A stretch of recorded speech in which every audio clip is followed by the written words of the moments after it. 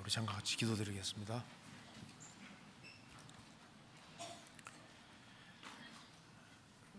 은혜와 사랑이 풍성하신 하나님 아버지 감사합니다. 오늘도 저희들을 한자리에 불러 모아주시고 하나님의 말씀으로 교훈받게 해주신 것을 감사합니다. 이 시간 주 성령께서 함께 해주시고 우리의 마음을 열어주시고 하나님의 말씀을 통해서 하나님께서 우리에게 원하시는 뜻이 무엇인지를 알 수 있도록 도와주시고 또 말씀 가운데 살아갈 수 있도록 더욱 역사해 주시옵소서. 앞으로 있을 학위 수양에 준비하는 그 모든 손길에 함께 해주시고 또 이번에 많은 사람들이 구원하는 그 귀한 역사에 우리 모두 동참할 수 있도록 도와주시고 또 많은 사람이 구원함을 얻음으로 하나님께 영광과 찬송이 돌아가는 귀한 수양회가 되도록 도와주시옵소서. 특별히 해외에서 선교하는 그 모든 선교사님과 또 해외 선교를 힘쓰는 모든 분들을 주님께서 일일이 함께 해주시고 주의 역사와 능력을 더욱 나타내 주옵소서. 오늘 이 시간 주 성령께서 우리의 마음 가운데 역사해 주시고 주의 뜻을 참으로 깨달아 할 수 있도록 도와주시옵소서. 모든 것 주의 거룩한 손에 의탁드립니다. 주 예수 그리스도 이름으로 기도하옵나이다. 아멘. 찬양대 찬송 읽겠습니다.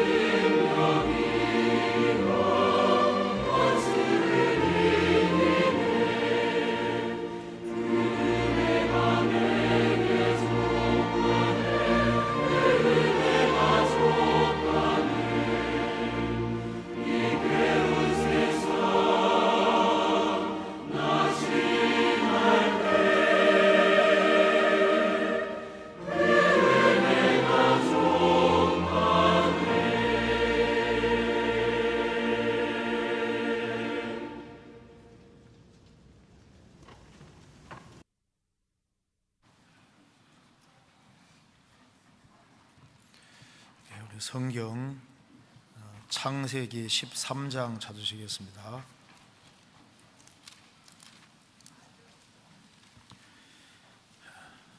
13장 14절입니다. 13장 14절.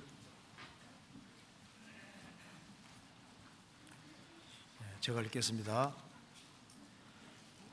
롯이 아브라함을 떠난 후에 여호와께서 아브라함에게 이르시되 너는 눈을 들어 너희 있는 곳에서 동서남북을 바라보라. 보이는 땅을 내가 너와 네 자손에게 주리니 영원히 이르리라. 내가 네 자손으로 땅에 티끌 같게 하리니 사람이 땅에 티끌을 능히 셀 수 있을진데 네 자손도 세리라. 너는 일어나 그 땅을 종과 횡으로 행하여 보라. 내가 그것을 내게 주리라.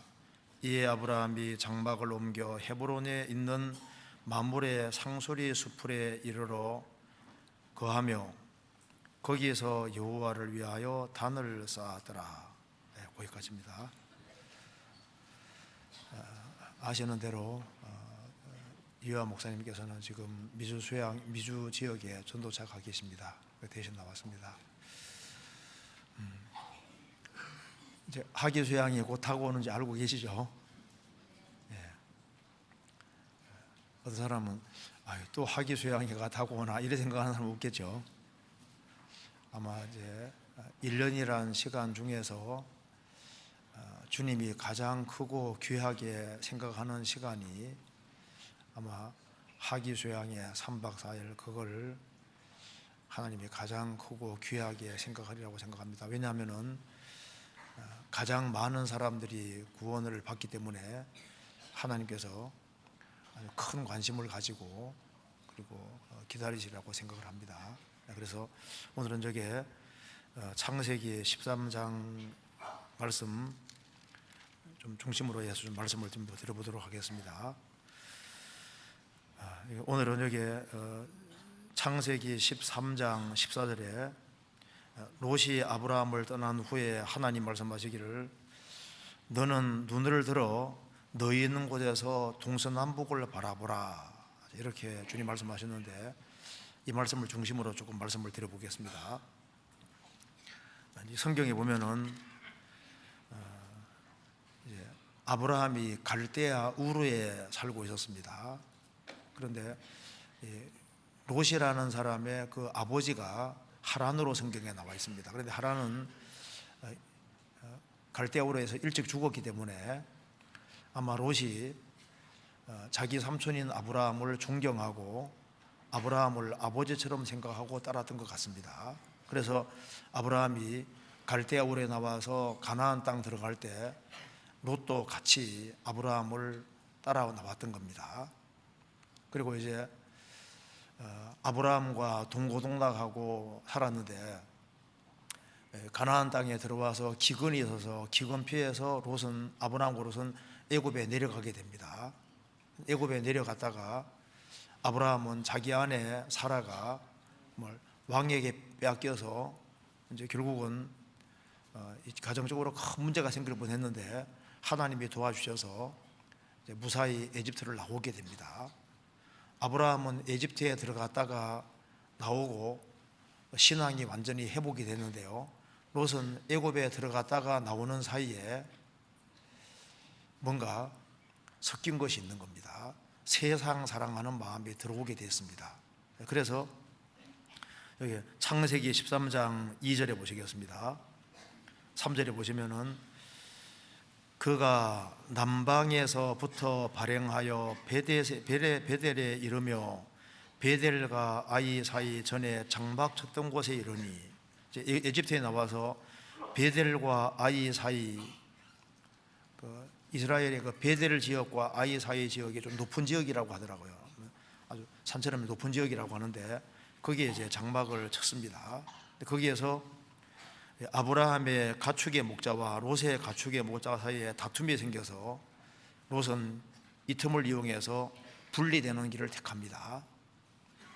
그래서 아브라함이 말했습니다. 야, 너나 나나 다투기 말자. 우리는 골육이 아니냐. 그래서 너가 우하면 나는 좌하고 네가 좌하면 나는 우하겠다. 네가 먼저 선택하라. 그러니까 롯이 뭐라 해야 됩니까?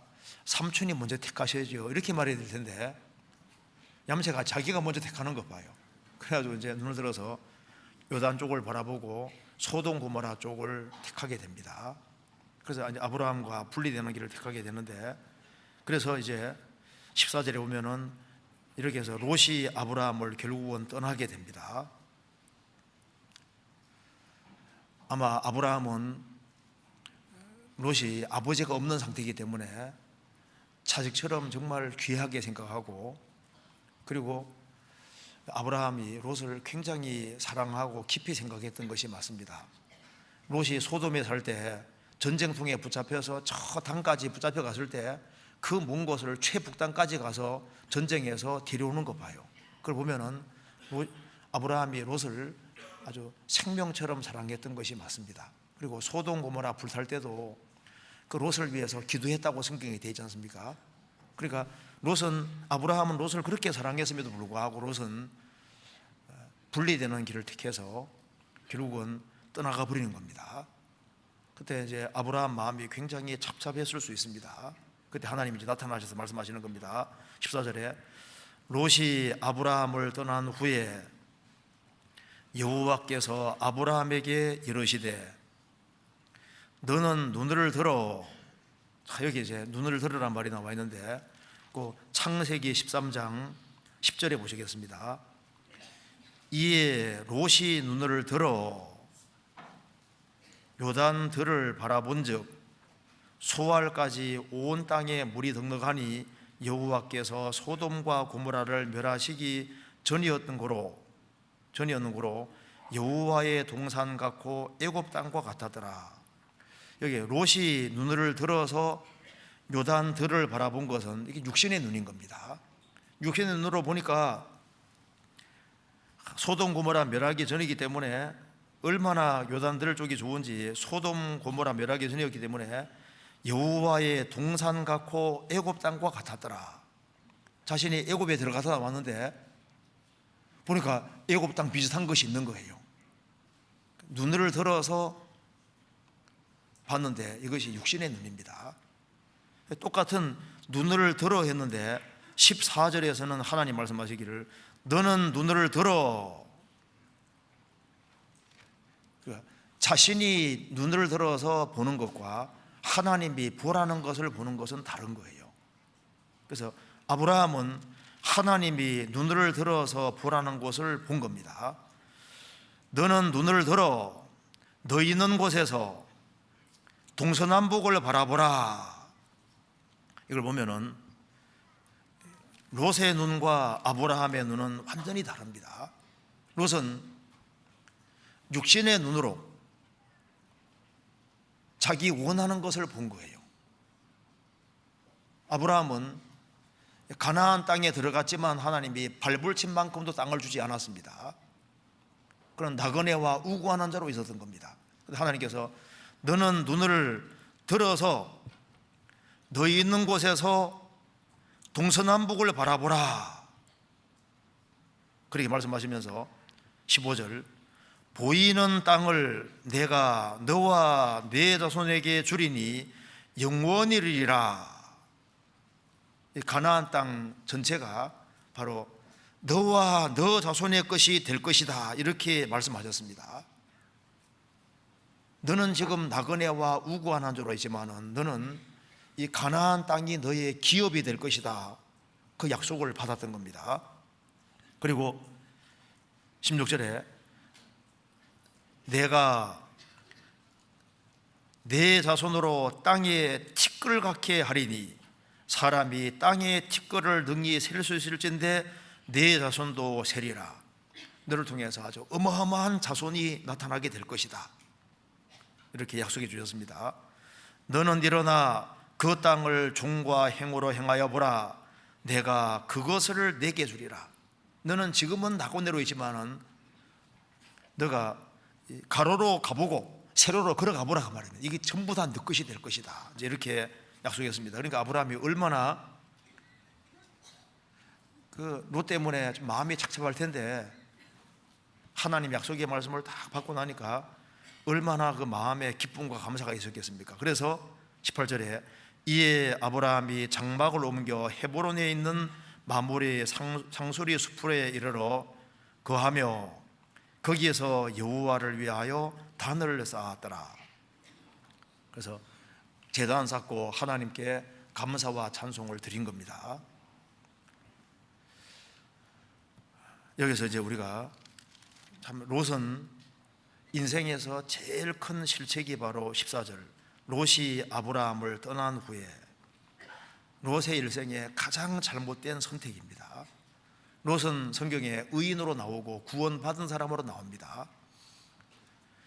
왜 롯의 인생이 소돔 고모라 불탈 때 아무것도 못 건지고 빈몸으로 나오게 됐고 비참하게 됐을까요? 그 원인은 아브라함을 떠났기 때문에 이런 일이 생긴 겁니다.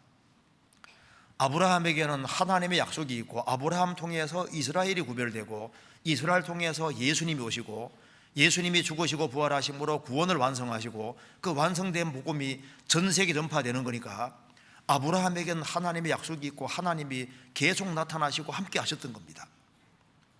그런데 그 아브라함을 떠남으로써 인생에서 신앙생활에서 완전히 실패자가 된 겁니다. 마찬가지로 신약시대에 주님께서는 교회를 통해서 하나님의 역사를 펼쳐나가시는 겁니다. 그래서 주님이 역사하시는 교회를 떠나서 단독으로 행동하는 사람, 그 사람은 나중에 시간 지나가면은 자신이 롯과 같다는 것을 알게 될 겁니다. 그럼 롯은 왜 아브라함을 떠났을까요? 이집트에 들어갔다가 나옴으로 세상 사랑이 들어가게 됐고 도시 생활이 그리웠던 겁니다. 그래서 마음속에 분리되는 길을 원하고 있었는데 아브라함의 가축의 목자와 롯의 가축의 목자 사이에 다툼이 있을 때 이 틈을 이용해서 분리되는 길을 택하는 겁니다. 그러니까 육신의 욕심 때문에 그런 거예요. 자기 소욕 때문에 분리되는 길을 택했던 겁니다. 그래서 롯은 소돔 고모라 요단 동편에 그 아름다운 것은 봤는데 하나님이 보라고 하는 것은 보지 못했지 않습니까? 예수님 공생의 당시에 이스라엘 백성들이 그 많은 것을 보고 들으면서도 참으로 보지를 못했던 겁니다. 너희들이 많은 것을 볼지라도 유의치 않는다는 이사야 42장 말씀대로 이스라엘 민족은 3년 반 동안 예수님 행하시는 기적과 능력을 다 보고 들었음에도 불구하고 그리스도를 참으로 보지 못했지 않습니까? 가룟 유다는 3년 반 동안 따라다니면서도 예수님을 보지 못했습니다. 최후의 만찬석에서도 너희 중 하나가 나를 팔리라 하니까 다른 제자들은 주여 내니까 주여 내니까 주여 내니까 하는데 유다만은 랍비여 내니까 끝까지 주라고 하지 않고 랍비라고 하는 선생이라고 하는 것 봐요. 그러니까 그리스도의 신성을 보지 못했던 겁니다. 롯도 육신에 쌓여서 그는 신앙인이었지만은 육신에 쌓여서 하나님의 약속을 보지 못했던 거예요. 그래서 롯에게는 하나님 말씀이 내려왔다는 말씀이 없고 하나님 나타나셨다는 말씀이 없는 겁니다. 그래서 세상 것에 붙잡히면은 눈이 흐려지는 거예요. 이삭의 그 아들 에서와 야곱이 있는데 아버지가 아무리 교육하고 가르쳐도 에서에게는 한마디가 안 들어가는 겁니다. 왜? 에서는 땅에 붙잡혔고 익숙한 들사람으로서 눈에 보이는 세계에 붙잡혀 있으니까 신령한 것을 보지 못하고 듣지 못하는 거예요. 에서와 야곱이 있는데 야곱은 아버지 말씀을 들으면서 중요한 것을 깨닫는데 롯은 깨닫지 못하지 않습니까? 세상 것에 붙잡혀서 그런 거예요. 세상 것에 붙잡히면은 하나님 말씀이 안 깨달아지고 하나님이 보라는 걸 보지 못하는 겁니다. 바울 사도의 동역자였던 데마 보세요. 그 데마가 얼마나 초창기 때 일을 열심히 했습니까? 그런데 세상 사랑하는 마음 때문에 데마는 이 세상을 사랑해서 데살로니가로 갔다고 되어 있지 않습니까? 바울과 함께 운명과 고락을 함께 했으면 얼마나 좋을 뻔했습니까? 이 아브라함이 얼마나 훌륭한 사람인데 하나님이 아브라함을 통해서 귀한 역사를 펼치는데 그걸 보지 못하는 것 봐요. 롯에게는 하나님 말씀이 안 내려왔는데 아브라함에게는 하나님 말씀이 내려왔습니다. 가나안 땅 들어갈 때도 하나님 말씀이 임해서 가나안 땅으로 가라고 했습니다. 롯이 아브라함을 떠난 후에 하나님께서 또 말씀을 해주셨고 하나님 말씀이 내려왔던 겁니다. 여기 14절에 롯이 아브라함을 떠난 후에 여호와께서 아브라함에게 이르시되, 하나님 말씀이 내려왔지 않습니까? 너는 눈을 들어 너희 있는 곳에서 동서남북을 바라보라. 하나님의 말씀은 진리 가운데 살아가는 사람에게 내려오는 겁니다. 야곱이 진리 가운데 행하니까 하늘이 열리고 하나님 말씀이 내려오면서 하나님께서 야곱을 축복해 주셨지 않습니까? 아브라함에게도 마찬가지입니다. 창세기 18장에도 나의 하려는 것을 아브라함에게 숨기겠느냐? 하나님은 아브라함에게는 숨기지 않고 하나님의 계획과 비밀을 알려주신 겁니다. 지금도 하나님이 세우신 교회가 있고 계시록 2장 3장에 오면은 성령이 교회들에게 하시는 말씀을 들을지어다는 말씀대로 성령이 교회를 통해서 하나님께서 계속 말씀하시는 거예요. 성경 아가서 6장 보면 호도동산이란 말이 나와 있습니다. 거기에 많은 과일 나무도 있고 하는데 특별히 이게 호도동산이란 말이 나와 있는데, 옛날에 호도 잡숴 보셨죠? 호도 깨먹어 보셨어요? 어릴 때 호도 이렇게 선물로 받으면 굉장히 좋잖아요. 그 속에 이제 먹을 것이 들어있으니까 깨는데 잘 안 깨지죠. 망치 안 들어오고 탁 깨려고 하면 픽 날아가고 그런 경험이 있을 겁니다. 그러니까 혼자 깨먹으면 잘못 깨면 또 완전히 부서져 버려요. 너무 세게 때리면은. 근데 그 호도가 단단합니다. 성경에 보면은 단단한 식물은 장성한 자의 것이니, 그 말대로 성경에는 알기 어려운 것도 들어 있습니다. 혼자 성경 풀면은 아주 엉뚱하게 되기도 쉽습니다. 우리가 사실 성경을 깨달아가는 것도 혼자 깨달아갈 수 있는 것이 아닙니다. 하나님이 교회를 통해서 성경에 필요한 것들을 계속 열어서 보여주시고 깨닫게 해주시는 거예요. 그래서 시편 73편에 주의 성소에 들어갈 때야 저희의 결국을 내가 깨달았나이다. 주님이 함께하는 그곳에 주님이 성경을 열어주시고 깨닫게 해주시고, 그래서 우리가 교회 안에서 거의 배우는 겁니다. 그래서 주님이 성경을 열어서 깨닫게 해주시는 거예요. 그리고 교회를 통해서 천사들도 가르침을 받는다고 성경 에베소 3장에 말씀하고 있지 않습니까? 에베소 3장에 하늘에 있는 천사들도 교회 통해서 각양 하나님의 지혜를 배운다고 했습니다. 교회 통해서 열어주시는 거예요. 그러니까 아브라함에게 하나님 말씀이 내려온 것처럼 교회를 통해서도 말씀이 내려오는 겁니다. 아브라함은 순종의 길을 걸었기 때문에 하나님의 축복의 말씀이 여기에 내려와 있는 겁니다. 너는 눈을 들어 너희 있는 곳에서 동서남북을 바라보라. 하나님이 두 가지 약속해 주십니다. 땅을 약속해 주시잖아요.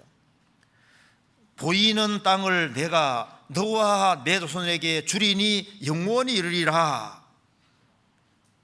그러니까 땅에 대해 약속해 주시고, 그리고 내가 내 자손으로 땅에 티끌 같게 하리니, 사람이 땅의 티끌을 능히 셀 수 있을진데 내 자손도 세리라. 자손이 티끌같이 많아질 것이다. 그래서 아브라함을 통해서 하늘의 별처럼 바닷가 모래처럼 많은 사람이 탄생하게 되고, 아브라함 통해서 같은 믿음을 소유한 사람은 다 똑같이 하늘에 속한 자들이 되는 겁니다. 그래서 이 아브라함은 하나님의 특별한 약속을 받았습니다. 그래서 아브라함은 너무너무 감사해서 그전에도 단을 쌓았지만 너무 기쁨에 넘쳐서 이제 여호와를 위해서 단을 쌓았다고 18절에 말씀하신 겁니다. 자, 오늘은 여기에 특별히 너는 눈을 들어 너희 있는 곳에서 동서남북을 바라보라. 이걸 아브라함에게 하셨는데 이걸 좀 같이 좀 생각을 해보겠습니다. 우리가 성경을 통해서 좀 성경에 나타나 있는 말씀 중심으로 해서 동서남북을 좀 바라볼 필요가 있습니다. 동서남북을 바라보라.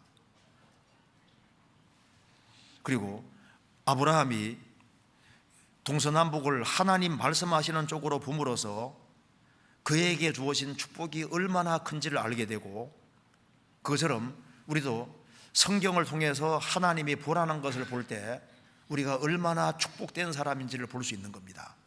그리고 우리가 해야 될 일이 뭔지도 알 수 있습니다. 그래서 한번 오늘 너는 눈을 들어 동서남북을 바라보라, 이 제목으로 좀 생각을 해보겠습니다. 이제 여기에 눈을 들어, 그 말은 아래 보지 말고 위를 보라 그 말이지 않습니까? 눈을 들어서 멀리 보라, 멀리. 그러니까 이제 볼 걸 좀 봐야 되겠습니다. 현재 있는 위치에서 볼 것을 보라고 말씀하셨습니다. 책 중에 보면은 존 스토트가 쓴 우리들의 선생새라는 책이 있습니다. 우리들의 선생님새, 우리의 선생님새, 아마 이렇게 있을 겁니다. 그거 좀 재미있게 봤는데요. 그거 보면은 이 부엉이하고 올빼미 종류 있지 않습니까?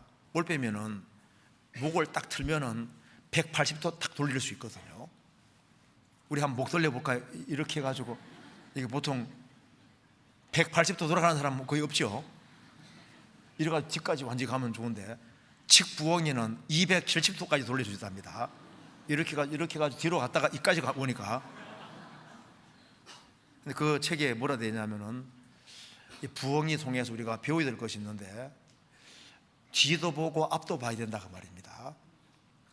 우리가 어떤 파멸에서 건져졌는지, 그리고 우리에게 앞에 놓이는 전망이 뭔지 봐야 된다 그 말입니다. 그러니까 우리는 뒤도 보고 앞도 봐야 되는데, 방주 안에 노아 식구들 뒤를 돌아볼 때 영원한 파멸에서, 홍수에서 건진받았으니까 감사할 수 있고, 또 홍수 이후에 새로운 땅에 삶을 살 걸 생각하니 감사할 수 있고, 그래서 과거를 해고하고 미래의 전망을 볼 때 지금 1년 동안 방주 안에 힘들지만은 감사로 견딜 수 있다 그 말입니다. 그래서 앞과 뒤만 봐도 도움이 되는데, 동서남북 주님 보라 그랬는데 보면 얼마나 좋겠어요. 그래서 우리가 한번 동서남북을 좀 생각을 해봅시다. 먼저 동서남북 자체를 한번 생각을 해봅시다. 우리가 지금 3차원 세계 속에 살고 있는데 하나님이 동서남북이라는 걸 주시지 않습니까? 자, 이 동쪽을 보고 서쪽을 보고 남쪽 보고 북쪽을 봐야 되는데, 여기 이제 히브리어에는 북쪽이 제일 먼저라 되어 있습니다. 북쪽을 먼저 보라고 되어 있거든요. 동서남북에서 우리가 생각할 게 좀 있습니다. 자, 동쪽을 생각하면 우리 무슨 생각이 납니까? 일단 해 뜨는 곳이잖아요. 이스라엘이 출애굽을 했을 때 이스라엘 12지파 중에 유다지파 통해서 예수님이 오셨지 않습니까? 12지파가 이렇게 셋씩 이렇게 진칠 때 유다지파가 가장 동쪽 중심에 있습니다. 왜? 유다지파 통해서 예수님이 오시고, 그래서 유다지파를 해 뜨는 동쪽에 딱 배치시켰습니다. 그래서 우리 동쪽 생각하면은 예수님을 떠올리는 것이 가장 중요한 거예요. 예수님을. 성경 찾아봅시다. 민수기 2장 보시겠습니다. 민수기 2장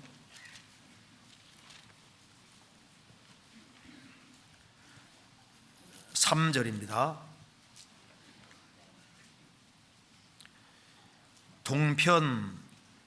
동방 해돋는 편에 진칠 자는 그 군대대로 유다의 진기에 속한 자라. 유다 자손의 족장은 암미나답의 아들 나손이요. 이 말대로 동편 해돋는 곳에 진의 깃발을 딱 두는 그 중심이 유다지파라고 했습니다. 동쪽은 해 뜨는 곳이고 바로 예수님을 떠올리게 하는 겁니다. 유다지파 통해 예수님 오셨으니까요.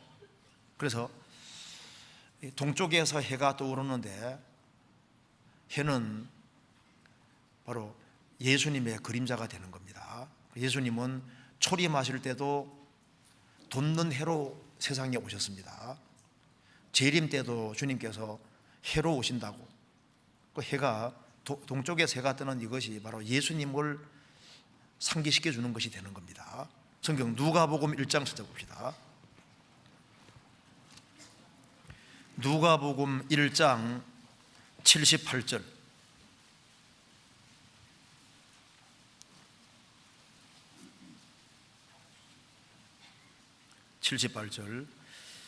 이는 우리 하나님의 긍휼을 인함이라. 이로써 돋는 해가 위로부터 우리에게 임하여 어두움과 죽음의 그늘에 앉은 자에게 비치고 우리 발을 평강의 길로 인도하시리로다. 이로써 돋는 해가 위로부터 우리에게 임하여, 예수님이 초림하신 것을 가리켜서 돋는 해다 이렇게 표현을 했습니다. 우리가 어둠과 사망의 권세 아래 있을 때 예수님이 초림하셔서 우리에게 빛을 가져왔던 겁니다. 그래서 동쪽을 볼 때 이미 초림하신 예수님, 또 다시 오시는 예수님을 생각할 필요가 있습니다. 성경 말라기 4장 보시겠습니다. 이건 재림 가르칩니다. 말라기 4장 2절.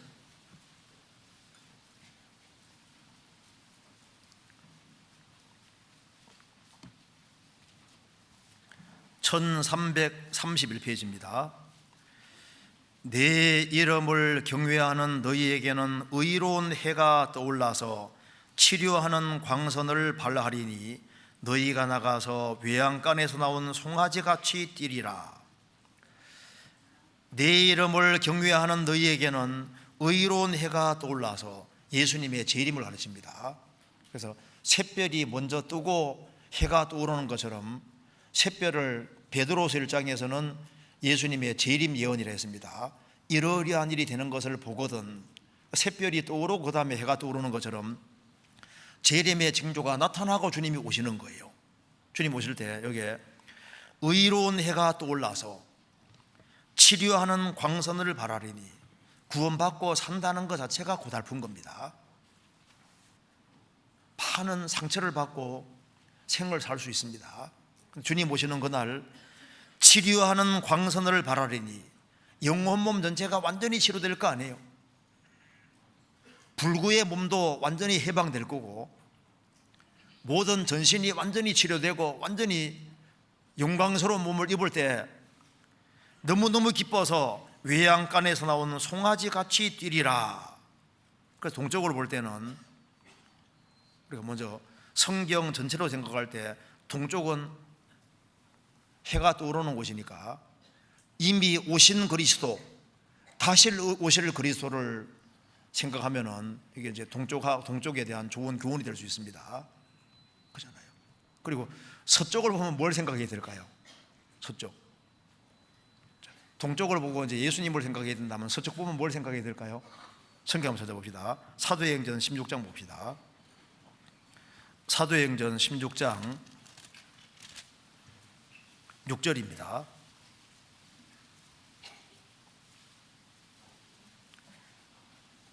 (16장 6절) 성령이 아시아에서 말씀을 전하지 못하게 하시거늘 부르기아와 갈라디아 땅으로 다녀가 무시아 앞에 이르러 비두니아로 가고자 해서되 예수의 영이 허락지 아니하시는지라 무시아를 지나 드로아에 내려갔는데 밤에 환상이 바울에게 보이니 마케도니아 사람 하나가 서서 그에게 청하여 가로되 마케도니아로 건너와서 우리를 도우라 하거늘 바울이 이 환상을 본 후에 우리가 곧 마케도니아로 떠나기를 힘쓰니 이는 하나님이 저 사람들에게 복음을 전하라고 우리를 부르신 줄로 인정함이로라. 바울 사도가 동쪽으로 아시아 쪽으로 전도하러 가려고 했는데 예수의 영이 허락하지 않았다 그 말입니다.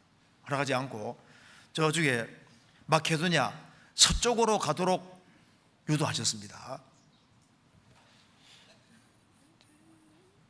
옛날에 그 아소카 왕이라는 왕이 있었습니다. 인도에 아소카 왕이 있었는데 이 아소카 왕이 서양 쪽으로 불교를 전파하려고 무진장 애를 썼는데 서양에서 안 받아들이는 거예요. 공을 아무리 들여도 서양 쪽은 안 받아들이기 때문에 동양으로 향했던 겁니다. 동양에서는 불교를 잘 받아들이지 않습니까? 그래서 동양은 불교를 쫙 받아들였는데, 이 바울 사도가 아시아 쪽으로 전도하려고 하는데 주의 영이 허락지 않고 서쪽으로 먼저 가라고 유도했습니다. 그래서 이제 전도 여행도 서쪽으로 향했고, 서쪽으로 가서 유럽으로 먼저 가고, 복음은 성령 역사는 서쪽으로 해서 이렇게 삥 돌아서 아시아 쪽으로 오는 겁니다. 서쪽으로. 그러니까 이제 우리가 서쪽으로 볼 때 뭘 생각하게 되냐면은, 성령의 역사가 어느 쪽으로 향하는지를 생각을 해야 된다 그 말입니다. 성령이 먼저는 서유럽 쪽으로, 터키 쪽으로 서쪽으로 해가지고 가도록 하셨기 때문에 복음 전체 역사 보시면 다 서쪽으로 해서 이게 삥 돌았습니다. 서쪽으로, 서쪽 방향입니다. 지금도 오순절에 오신 성령이 지금도 계시지 않습니까? 계시는데, 성령이 어느 쪽으로 향하는지, 어떻게 역사하시는지 그걸 볼 수 있는 사람은 복이 있는 거예요. 그래서 성령 역사가 있는 그곳에 동참하는 것이, 그게 지혜로운 거다 그 말입니다. 그렇지 않습니까? 에스겔 47장에 보면은 천년왕국의 성전이 만들어지고 거기에서 물이 흘러나온다고 했습니다. 물이 흘러나와서 절반은 동해로, 절반은 서해로 흐른다고 하셨는데, 절반은 동해 쪽은 사해바다 쪽입니다. 그래서 사해바다 물이 소성될 것이고, 서쪽에는 지중해 바다 쪽입니다. 그런데 강물이 이르는 곳마다 생명체들이 번성하는 것이 나옵니다. 물고기들이 막 아주 엄청 번성하는 게 나오지 않습니까? 그러면서 에스겔 선지자에게 천왕국 성전에서 이제 물이 쫙 나올 때 발을 담가보라고 했습니다. 처음에는 물이 발목을 담근 만큼 왔고, 그 다음에는 무릎까지 오고, 그 다음에는 허리까지 오고, 그 다음에는 헤엄할 물로 바뀌었습니다. 물이 막 쫙 흘러나왔던 거예요. 그와 똑같은 것이 우리 생각해 보면요, 그 실제 사건인데, 이스라엘이 출애굽해서 40년 광야 생활할 때도 반석을 치니까 물이 나왔지 않습니까? 반석은 예수님의 그림자고, 예수님이 십자가에 죽으시니까 성령이 오시게 됐지 않습니까? 지금 예수님이 죽으시고 부활하시고 교회의 머리로 계신데, 교회에도 성령이 강처럼 흐르고 있는 겁니다. 그렇지 않습니까? 그래서 고린도 전서 12장에 우리가 다 한 성령으로 세례받아 한 몸이 되었고 다 한 성령을 마시게 하셨느니라. 성령을 마시게 하셨다는 말씀처럼 교회 안에는 성령이 강처럼 흐르고 있는 거예요. 그런데 그 성령이 어느 방향으로 가는지를 잘 봐야 된다 그 말입니다. 그걸 정말 볼 수 있는 사람은 복이 있는 거예요. 우리 교회도 처음에는 군대 전도를 힘쓰지 않습니까? 이제는 주님께서 해외로 문을 열어주셔서 해외로까지 복음 역사가 쫙 나타나는데, 사람들이 구원받아가는 게 성령이 가시는 겁니다. 그잖아요. 그러면 이제 우리 1년이라는 시간 중에서 성령께서 1년이라는 시간 중에서 어느 쪽으로 제일 많이 가실까요? 그 생각해 보셨어요? 1년이라는 시간 중에서 성령이 어느 쪽으로 제일 많이 가실까요? 하기 수양해. 생각해 보면 몰라요. 그래서 그 물이 가는 곳마다 물고기들이 번성하는 것처럼, 생명 얻는 것처럼, 그 수양회 때 제일 많은 사람들이 구원을 받습니다. 그잖아요. 그리고 이제 이 교회에는 성령이 강처럼 흐르고 있는데, 성령 역사하시면은 이제 교회 처음에 왔다 갔다 하다 보면요, 발목에 성령 역사하시면은 교회에 나오는 게 자연스러워집니다. 그잖아요. 근데 이제 조금 더 시간 지나면 성령이 더 역사하시면은 이제 무릎 꿇는 것이 쉬워져요. 그죠? 물이 무릎까지 와닿다 그러지 않습니까? 조금 더 역사하시면은 허리까지, 봉사도 해야지, 봉사까지 오잖아요. 그 다음에는 아예 물에 잠기는 것처럼 성령이 이끌려서 신앙생활을 하게 되는데, 그래서 교회 생활을 쭉 하다 보면요, 자기도 모르는 사이에 성령에 딱 붙잡혀서 신앙생활하는 것이 자연스럽게 된다니까요. 그리고 이제 이 성령이 이제 어느 쪽으로 가는지를 좀 봐야 되고, 그리고 학위 수양회도 마찬가지입니다. 성령이 이제 역사하시는데 가는데 어떤 사람은 이래요. 그 수양회 때 그때 성령이 제일 많이 역사하시는데 그쪽에 나는 어떤 사람 나는 발목도 안 담글 거야, 나는 참여 안 할 거야. 그 말은 나는 발목도 안 담글 거야. 그 말은 똑같잖아요. 뭐 물이 있는 곳에, 성령 역사하시는 곳에 발목을 담고든 안 담고든 나는 관계없다고 무관심한 사람이 있을 수도 있고, 나는 성도니까 발목은 담가야지, 참여는 해야지, 그까지 생각하는 사람도 있을 거 아니에요. 그 사람은 나는 무릎까지는 담가야지, 수양에 위해서 기도해야지 제일 많이 구원받는다고 하니까, 그 사람은 아니지, 가서 허리까지 담가야지, 봉사해야지, 땀 흘리고 봉사해야지. 그 사람은 아예 그냥 거기에다가 올인하는 식으로 3박 4일 전체적으로 전체를 담그는 그런 사람도 있고, 아예 내 혼자 갈 것이 아니라 최대한 많은 사람을 데리고 가서 거기에다 잠궈야지, 이런 사람도 있을 거 아니에요. 그렇죠? 그거 데려놓으면 많이 구원받잖아요. 그러니까 서쪽을 볼 때 성령이 어떻게 역사하시는지, 어디로 가는지 그거 좀 생각을 해보고 살아야 됩니다. 그렇지 않습니까? 그리고 이제 이 북쪽을 보면은 성경에서 북쪽은 항상 하나님이 계시는 곳으로 표현되고 있습니다.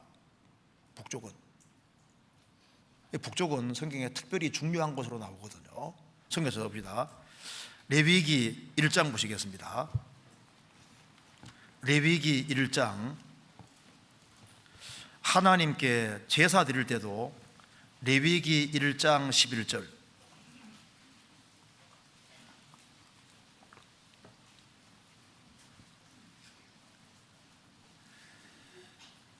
그가 단 북편에서 여호와 앞에서 잡을 것이요, 아론의 자손 제사장들은 그 피를 단 사면에 뿌릴 것이며, 그가 단 북편에서 여호와 앞에서 잡을 것이요, 여호와 앞에서인데 단 북편에서 여호와 앞에서, 이 북편은 보호자에 앉으신 하나님하고 직접 관계가 됩니다. 북쪽을 올릴 때는 하나님을 딱 올려야 되는 필요가 있습니다. 북쪽은 항상 하나님 관계가 되거든요. 성경 또 한번 더 봅시다. 시편 75편입니다.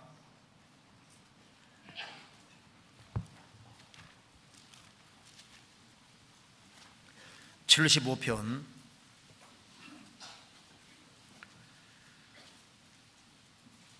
5절,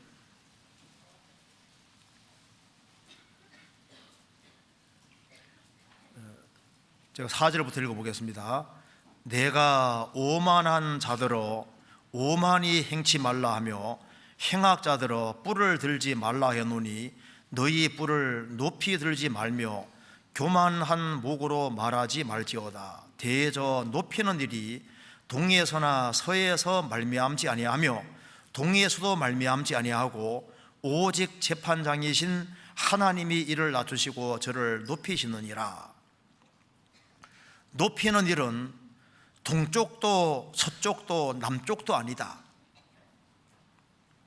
오직 재판장이신 하나님이, 그러면 동쪽, 서쪽, 남쪽이 아니면 어느 쪽입니까? 북쪽. 모든 것을 높이고 낮추는 그 권세가 있는 권위는 북쪽에 하나님께 속한 거예요. 북쪽에.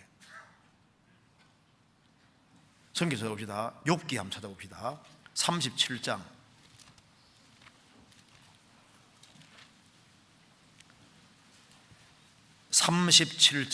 22절,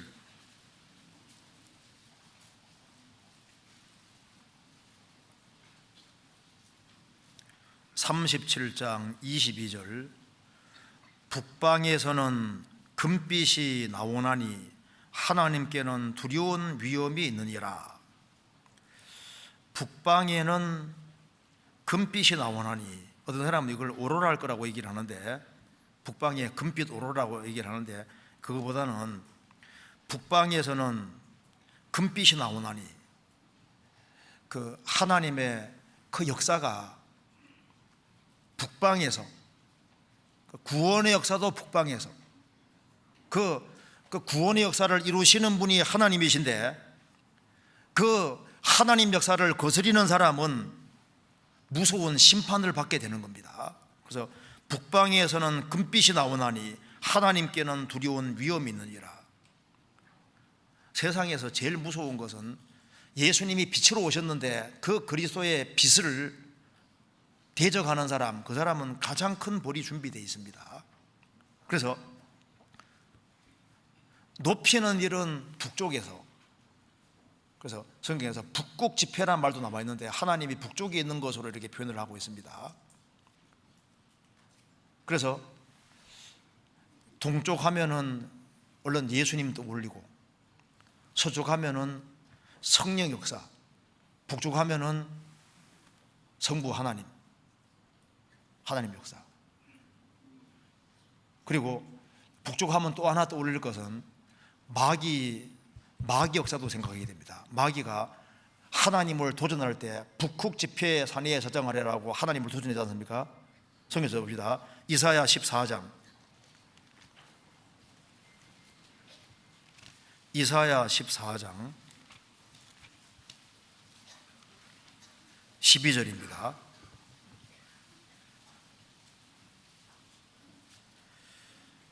너 14장 12절, 너 아침의 아들 계명성이여 어찌 그리 하늘에서 떨어졌으며 너 율곡을 엎은 자여 어찌 그리 땅에 지켰는고, 내가 내 마음에 이르기를 내가 하늘에 올라 하나님의 뭇별 위에 나의 보좌를 높이리라.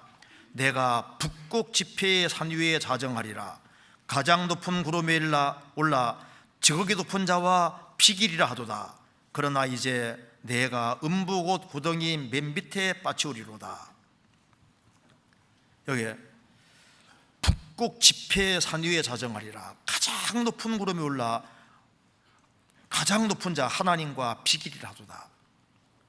여기 하나님이 북쪽에 있는 것처럼 표현을 해놨고 북극 지폐, 그래서 이 사탄이 반역한 걸 이렇게 표현해 놨습니다. 하나님께 도전하잖아요. 그래서 마귀가 예수님까지도 시험했고, 누가복음 4장에는 예수님을 시험한 이후에 얼마 동안 떠나니라. 마귀가 예수님까지 시험했는데 우리 시험하지 않을까요? 그 틈만 있으면 마귀가 삐지고 들어옵니다. 그래서 마귀로 틈을 타지 못하게 하라.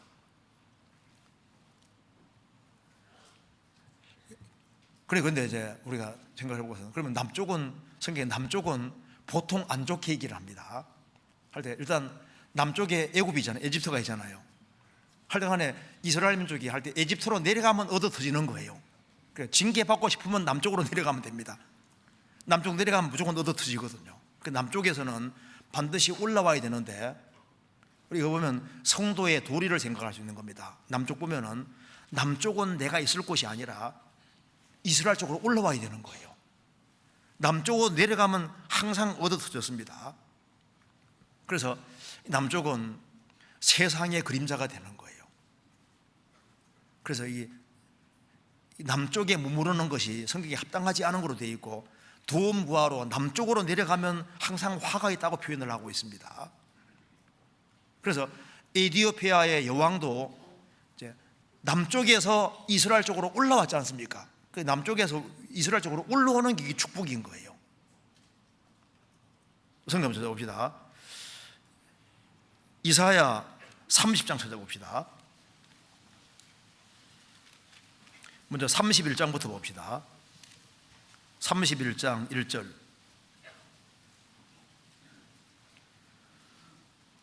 도움을 구하러 애굽으로 내려가는 자들은 화 있을진저 그들은 말을 의뢰하며 병거의 많음과 마병의 심이 많음을 의지하고 이스라엘의 거룩하신 자를 앙모치 아니하였으며 여호와를 구하지 아니하였거니와 여호와께서도 지혜로우신즉 재앙을 내리실 것이라. 그 말을 변치 아니하시고 일어나사 악행하는 자의 집을 치시며 행악을 돕는 자를 치시리니 애굽은 사람이요 신이 아니며 그 말들은 육체의 영이 아니라 여호와께서 그 손을 드시면 돕는 자도 넘어지며 도움을 받는 자도 엎드러져서 다 함께 멸망하리라. 도움을 구하러 애굽으로 내려가는 사람은 화 있다. 남쪽으로 내려가는 건 전부 다 화가 있는 거로 표현되어 있습니다. 이사야 31장 1절 보시겠습니다. 30장 봅시다. 30장 1절. 여호와께서 가라사대 화에 있을진저 패역한 자식들이여, 그들이 계교를 베푸나 나로 말미암지 아니하며 맹약을 맺으나 나의 신으로 말미암아 하지 아니하였음이로다. 그들이 바로 파라오 왕의 세력 안에서 스스로 강하게 하려 하며 애굽의 그늘에 피하려 하여 애굽으로 내려갔으니 가서되 나의 입에 묻지 아니하였으니 죄에 죄를 더하도다. 그래서 이스라엘 백성들이 자꾸 애굽으로 내려가는데 6절 이하에 보면은 그 위험한 곳을 무릅쓰고 키어코 애굽까지 내려가는데 무익하게 도움 구하러 에집트로 내려갔다. 그래서 성도의 도리는 남쪽에서 무조건 올라가야 되는 겁니다. 이스라엘 쪽으로 올라가야 되는 거예요. 그러니까 이 아래로 내려가는 건 이건 위험한 겁니다. 에집트를 남쪽에 배치해 둔 게 신기하잖아요. 일단 지도에 본 대로 이게 내려가면 이게 화가 있고, 일단 올라가야 돼요. 올라가야지 이게 복이 있는 거라. 그러니까 성도는 진보하고 위로 향해 이게 맞는 겁니다. 성경 마태복음 12장 보시겠습니다.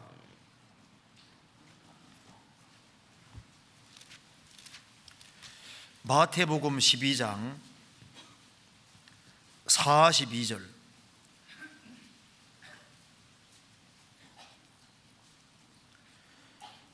심판 때 남방 여왕이 일어나 이 세대 사람을 정죄하리니 이는 그가 솔로몬의 지혜로운 말을 들으려고 땅끝에서 왔으며니와 솔로몬보다 더 큰 이가 여기 있느니라.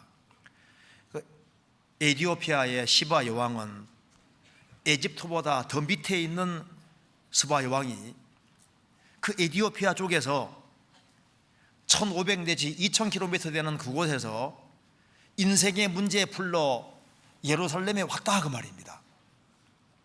그러면서 솔로몬보다 더 큰 이가 여기 있느니라. 남쪽에서는 해답이 없는 거예요. 위로 올라오고 그렇게 해야만 이게 인생 해답을 구할 수 있는 겁니다. 그래서 인생도 이게 아래로 내려가면 이게 망하는 길이 되는 거예요. 그러니까 이제 동서남북이 여러 가지를 교훈할 수 있지만은 아주 간단하게 요약을 해보면은 동쪽 하면은 예수님 떠올리면 좋은 교훈이 되잖아요. 서쪽 하면은 성령 역사가 어떻게 나타나느냐. 북쪽을 생각할 때는 하나님 높이시고 낮추시는 그 모든 권세를 가지신 분이 바로 하나님이십니다. 그리고 사탄도 바로 하나님을 향해 도전하고 있는 거예요. 그리고 남쪽은 성도의 우리가 어떻게 살아야 되느냐, 내려가지 말고 어떻게 하든 간에 위로 올라가야 된다는 좋은 교훈을 받을 수 있다고 말입니다. 동서남북을 바라보듯이 복음서도 4개가 있습니다. 그렇잖아요. 그래서 동서남북 바라보라 그랬는데 우리가 성경 안에 들어가서도 동서남북 바라보듯이 복음서도 몇 개 읽어봐야 됩니까? 4개 다 읽어봐야 돼요. 마태, 마가, 누가, 요한복음 4개를 다 봐야 됩니다. 마태복음은 족보가 아브라함과 다윗 자손 되신 예수님으로 시작합니다. 그러니까 유대인이 기다리던 메시아라는 걸 설명해 주기 위해서 족보가 아브라함과 다윗 자손 예수님으로 시작합니다. 마가복음은 예수님이 여호와의 종으로 오셨다는 걸 증거하는 게 목적이니까 종은 족보가 필요 없지 않습니까? 그러니까 예수님은 여기 마가복음은 족보 없이 막바로 일을 시작하는 걸로 나오지 않습니까? 누가복음은 예수님이 사람이라는 걸 증거하는 게 목적이니까 누가복음은 3장에 족보가 나오는데 어디까지 가냐 하면 아담까지 갑니다. 첫사람 아담이 실패함으로 예수님이 여자의 후손으로 오셔서 아담이 실패한 것을 회복시키는 분이라는 걸 증거하는 게 목적이니까 마리아 족보가 누가복음 3장에 기록되어 있고 족보가 아담까지 가는 겁니다. 요한복음은 예수님이 하나님이라는 걸 증거하는 게 목적이니까 하나님은 족보가 필요 없으니까 요한복음 1장 처음부터 태초에 말씀이 계시니라, 이 말씀이 하나님과 함께 계셨으니 이 말씀은 곧 하나님이시니라, 이렇게 딱 시작합니다. 그러니까 예수님은 완전한 하나님이면서 완전한 사람, 그리고 유대인이 기다리던 바로 그 메시아가 맞고 예수님은 여호와의 종으로 오셔서 철저히 순종하고 사셨다. 예수님은 하나님인 동시에 사람이셨기 때문에 예수님의 사복음서는 예수님이 신성에 충만하신 하나님이라는 걸 보여주는 동시에 우리가 어떻게 살아야 될지도 보여주시는 겁니다. 그러니까 예수님의 삶은 우리의 모델이 되는 겁니다. 예수님이 제자들의 발을 씻기신 것도 우리가 형제자매들을 서로 섬겨야 될 것을 미리 보여주신 겁니다. 그잖아요. 예수님이 욕을 받으시되 대신 욕하지 않으시고 위협받으시되 위협하지 아니하시고 그 예수님이 모든 것을 참고 견디고 산 그 모든 삶은 우리가 그 예수님의 삶을 본받게 하기 위해서 주신 거예요. 그러니까 성경 읽을 때 예수님이니까 그렇게 했다고 끝내버리면 그 사복음서가 크게 유익이 안 되지 않습니까? 그걸 보고서 우리가 어떻게 살아야 될지를 조심해야 될 것을 보여주는 것이 되는 겁니다. 성경 베드로 전서 2장 한번 찾아봅시다. 베드로 전서 2장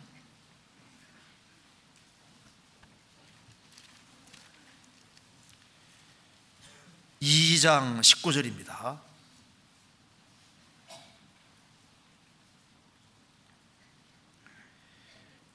애매히 고난을 받아도 하나님을 생각함으로 슬픔을 참으면 이는 아름다우나 죄가 있어 매를 맞고 참으면 무슨 칭찬이 있으리요. 오직 선을 행함으로 고난을 받고 참으면 이는 하나님 앞에 아름다우니라. 이를 위하여 너희가 부르심을 입었으니 그리스도도 너희를 위하여 고난을 받으사 너희에게 본을 끼쳐 그 자체를 따라오게 하려 하셨느니라. 저는 죄를 범치 아니하시고 그 입에 괴사도 없으시며 욕을 받으시되 대신 욕하지 아니하시고 고난을 받으시되 위협하지 아니하시고 오직 공의로 심판하시는 자에게 부탁하시며 친히 나무에 달려 그 몸으로 우리들을 담당하셨으니 이는 우리로 죄에 대하여 죽고 의에 대하여 살게 하심이라. 저가 책찍에 맞음으로 너희는 나음을 얻었나니. 왜 애매히 고난을 받아도 하나님을 생각함으로 참아야 되느냐? 예수님도 그렇게 하셨다 그 말입니다.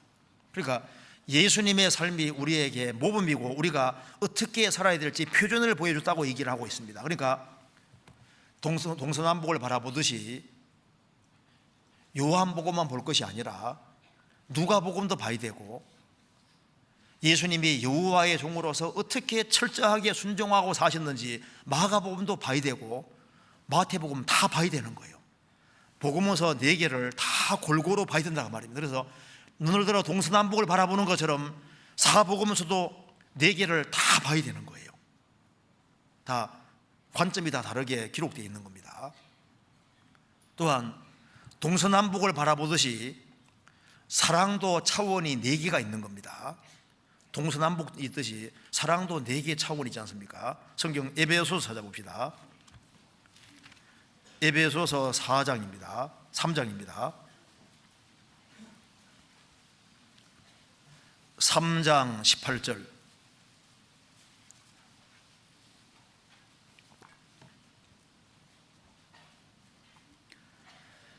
능히 모든 성도와 함께 지식에 넘치는 그리스도의 사랑을 알아. 그 다음 같이 읽겠습니다. 그 넓이와 길이와 높이와 깊이가 어떠함을 깨달아 하나님의 모든 충만하신 것으로 너희에게 충만하게 하시기를 구하노라. 능히 모든 성도와 함께, 사랑은 혼자 알아가는 게 아닙니다. 모든 성도와 함께 지식에 넘치는 그리스도의 사랑을 알아. 하나님은 사랑이시기 때문에 사랑을 우리가 더 알 필요가 있는 거예요. 사랑으로 더 충만해질 필요가 있습니다. 그래서 그 사랑에 동서남북이듯이 사랑도 넓이와 길이와 높이와 깊이 걷다함을 깨달아 평생 깨달아가야 되는 겁니다. 사랑의 넓이와 사람들의 사랑은 남녀 간의 사랑, 가족 간의 사랑, 동창회끼리 사랑 범주가 좁지 않습니까? 하나님의 사랑은 범주가 얼마나 넓습니까? 전 우주적이고 지구적입니다. 남녀노소 빈부귀천을 물론하고 하나님 사랑은 모든 대상이 다 포함되는 거예요. 사랑이 넓다는 증거가 나 같은 사람이 구원받은 겁니다. 교회를 핍박하던 바울 사도가 구원을 받았잖아요. 하나님 사랑이 얼마나 넓은지 십자가 펴주고 가던 강도, 십자가에 달려서도 예수님 욕했는데 그 사람 막판에 구원받는 것 봐요. 간음하다가 현장에 잡힌 여자를 주님이 구원해 주시지 않습니까?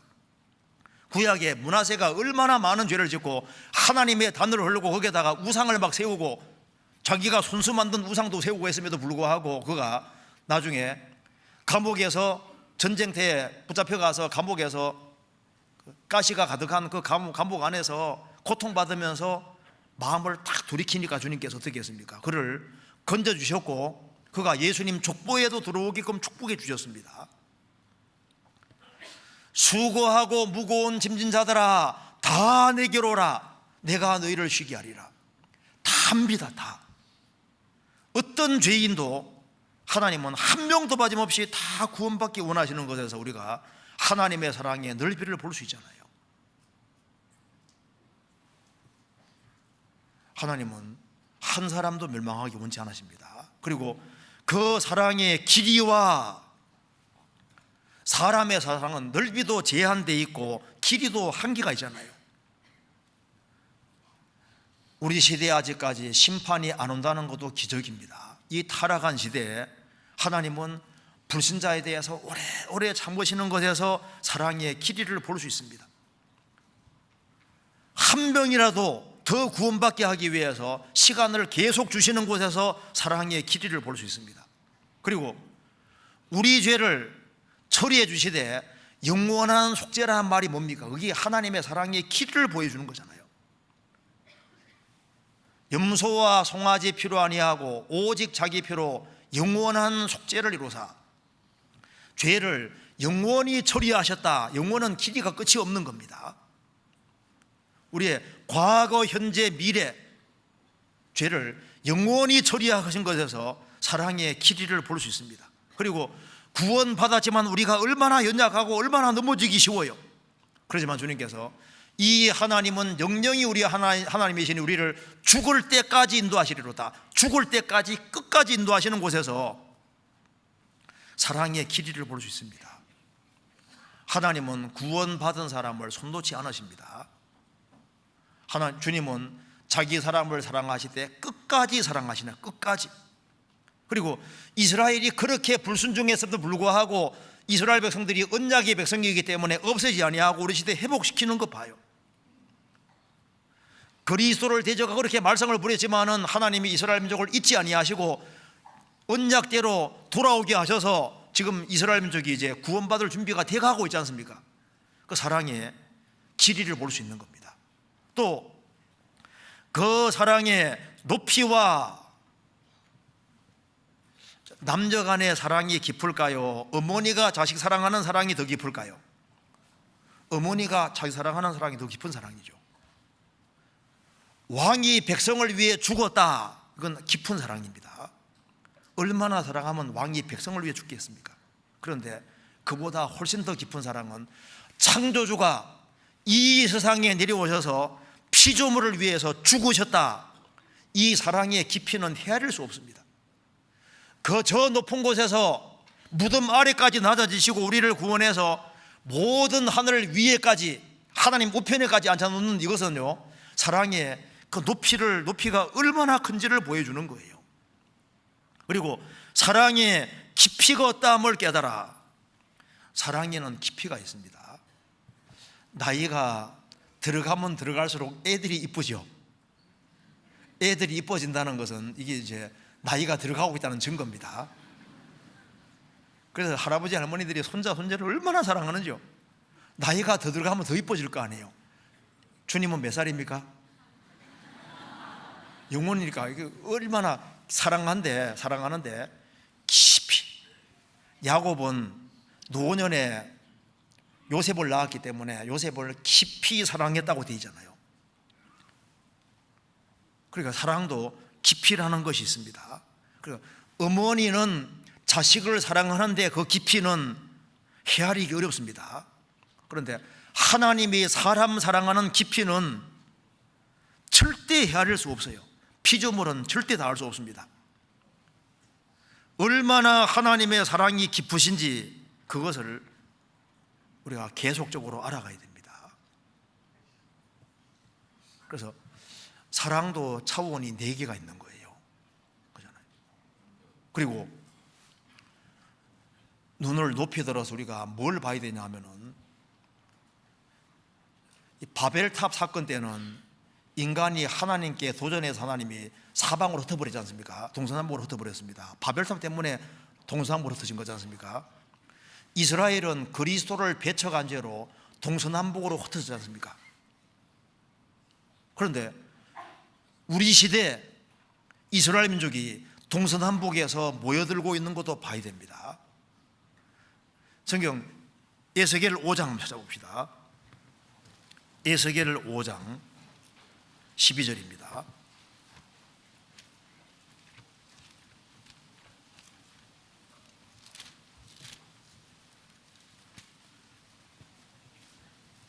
(5장 12절) 너희 가운데 3분의 1은 온적으로 죽으며 기근으로 멸망할 것이요 3분의 1은 너희 사방에서 칼에 엎드러질 것이며 3분의 1은 내가 사방이 없고 또 그 뒤를 따라 칼을 빼리라. 한문 성경에는 3분의 1이라고 되어 있거든요. 한글 성경에는 3분의 1로 되어 있죠. 한글 제가 한문 성경 보고 있기 때문에 3분의 1은 칼에, 3분의 1은 사방에 없고 또 그 뒤를 따라 칼을 빼리라. 바벨론 때도 하나님의 심판받아 사방으로 터지고 예수님 배척한 이후에도 사방으로 터졌습니다. 이사야 42장은 예수님의 초림에 대한 말씀인데, 여호와 종으로 예수님이 오셨는데 예수님을 배척함으로 주님이 불불듯 진도해서 사방에 흩었다고 되어 있습니다. 그런데 43장은 이스라엘 민족이 회복되는 걸 말하고 있는데 동서남북을 다 언급하고 있지 않습니까? 이사야 찾아봅시다. 43장, 우리 전주집회 때 많이 본 거죠. 43장 1절 봅시다.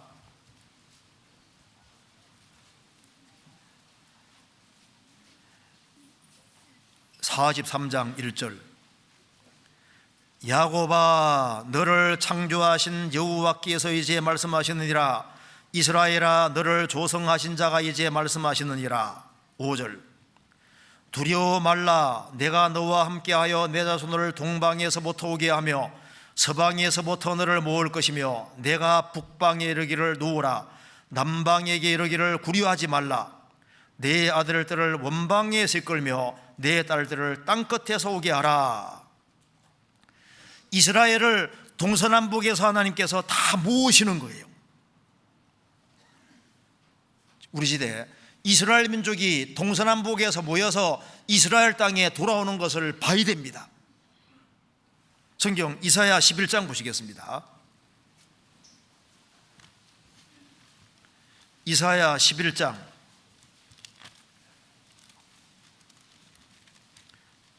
12절 여호와께서 열방을 향하여 기호를 세우시고 이스라엘의 쫓긴 자를 모으시며 땅 사방에서 유다의 이산한 자를 모으시리니. 땅 사방에서, 동서남북에서 전 세계 유랑민족이 된 이스라엘 민족을 우리 시대에 정말 모으고 있는 거예요.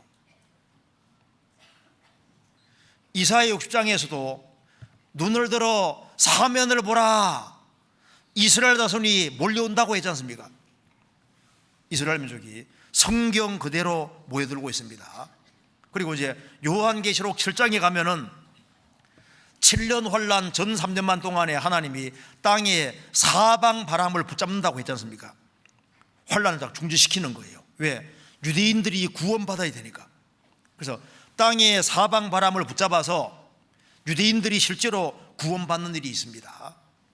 그래서 이스라엘에 입맞은 자가 14만 4천 명이라고 말씀했지 않습니까? 그래서 이스라엘 민족이 회복이 되고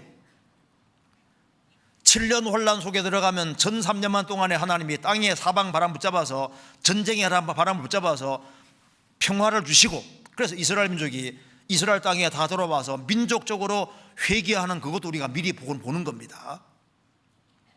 그뿐 아니라 또 봐야 될 것이 있습니다. 예수님이 십자가에 죽으시고 부활하심으로 복음이 동서남북 전 세계로 전해지면서 동서남북에서 사람들이 모여와서 이 교회라는 것이 이루어지는 것을 우리 눈으로 크게 뜨고 봐야 되는 겁니다. 암탉이 새끼를 날개 아래 모으는 것처럼 주님이 이스라엘 민족을, 이스라엘을 땅에 모으는 것처럼 예루살렘에 시작된 복음이 전 세계에 전해지면서 하나님께서 동서남북에서 하나님 백성을 모으시고 계시는 거예요. 동서남북에서. 성경에서 봅시다. 누가복음 13장 보시겠습니다. 누가복음 13장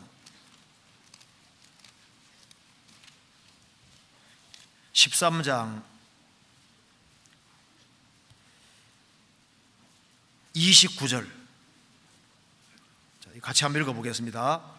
사람들이 동서남북으로부터 와서 하나님의 나라 잔치에 참여하리니, 여기 예수님 말씀했습니다. 사람들이 동서남북으로부터 와서 하나님 나라의 잔치에 참여할 것이다.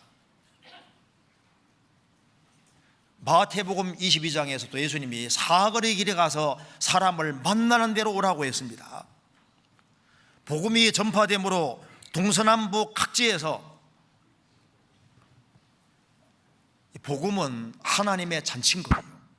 그래서 구원을 받은 사람은 하나님 잔치에 참여한 사람이 되는 거고, 여기에 동서남북이라고 했습니다. 지금 복음이 나에게도 왔고 나도 이 잔치에 참여하는 사람이 있다는 것이 얼마나 큰 축복이냐 그 말입니다. 그러니까 이스라엘만 동서남북에서 모는 것이 아니라 주님께서 완성하신 구원의 복음이 전해지면서 전 세계적으로 주님, 동서남북의 주님이 구원받을 만한 사람을 계속 모으고 계신 거예요. 그렇잖아요. 성경 시편 107편 보시겠습니다.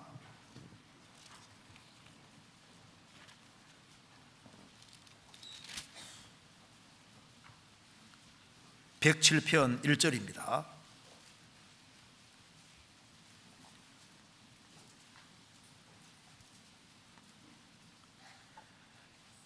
여호와께 감사하라. 그는 선하시며 그 인자하심이 영원하미로다. 그 다음 2절 3절 같이 읽어보겠습니다. 여호와께 구속함을 받은 자는 이같이 말할지어다. 여호와께서 대적의 손에서 저희를 구속하사 동서남북 각 지방에서 모으셨도다.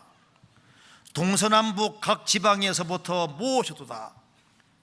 여호와께서 대적의 손에서 저희를 구원하사 동서남북 각 지방에서부터 모으셨도다. 우리 여기에 모여있지만 우리도 동서남북에서부터 복음 듣고 구원받아 여기에 모인 겁니다.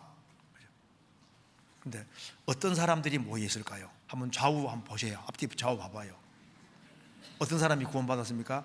자, 어떤 사람이 구원받은지 한번 봅시다. 고린도전서 1장입니다. 자, 이런 사람들이 구원을 받았습니다. 고린도전서 1장 26절.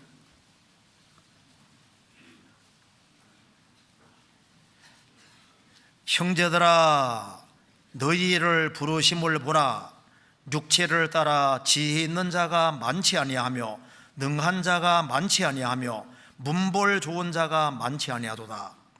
그러나 하나님께서 세상에 미련한 것들을 택하사 지혜 있는 자들을 부끄럽게 하려 하시고 세상의 약한 것들을 택하사 강한 것들을 부끄럽게 하려 하시며 하나님께서 세상의 천한 것들과 멸시받는 것들과 없는 것들을 택하사 있는 것들을 폐하려 하시나니 이는 아무 육체라도 하나님 앞에서 자랑하지 못하게 하려 하심이라. 형제들아 너희를 보라, 사방을 보라 그 말입니다. 어떤 사람이 구원받는다가 보라 그 말입니다. 여기 보면은 어떤 사람들이 구원받는지 알 수 있죠? 약한 것들, 천한 것들, 멸시받는 것들, 없는 것들. 우리 사번 보면 어떻습니까? 대체로 그렇다. 대체로 맞죠? 구원받은 게 정말 기적입니다. 그리고 이제 이스라엘 백성들이 출애굽을 했을 때 성막을 중심으로 해서 동서남북으로 쳤습니다. 민수기에 나와 있죠. 그러면 성막 중심으로 동서남북으로 진을 딱 치면은 하늘에서 보면은 십자가 모습입니다. 맞아요. 진 칠 때 십자가 모양으로 동서남북으로 진을 딱 쳤고 제일 동쪽이 유다 지파인 거예요.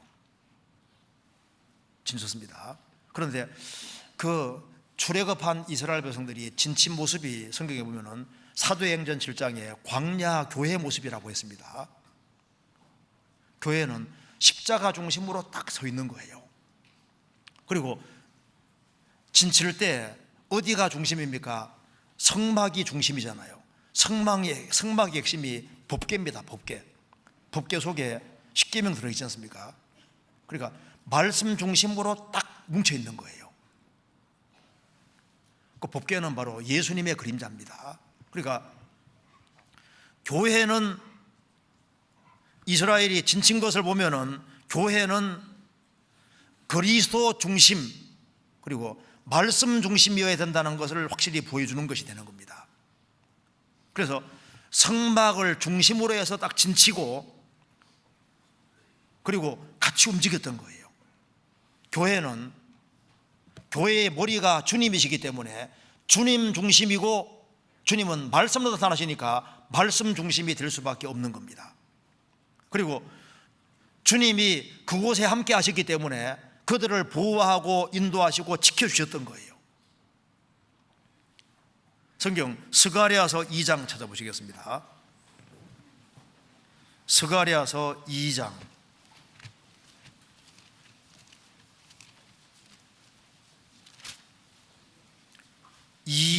5절